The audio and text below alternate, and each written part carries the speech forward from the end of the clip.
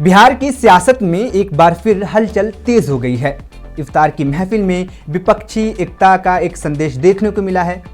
AIMIM के प्रदेश अध्यक्ष अख्तरुल ईमान की इफ्तार पार्टी में आरजेडी नेता तेजस्वी यादव भी पहुंचे, जहां उन्होंने भाजपा पर जमकर निशाना साधा।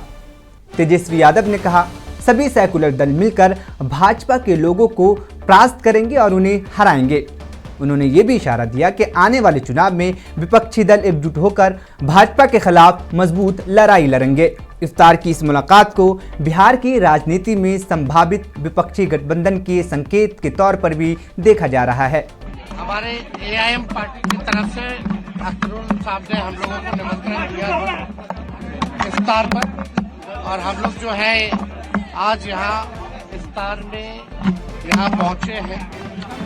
और पहले भी हम लोगों ने, आप लोग जान रहे हैं कि एआईएम पार्टी से हम लोगों ने समर्थन मांगा है, और मुझे पूरा विश्वास है कि कल का जो चुनाव राज्यसभा का होने जा रहा है, हम सभी सेकुलर दल मिलकर के भाजपा के लोगों को परास्त करेंगे और चुनाव जो है जीतेंगे।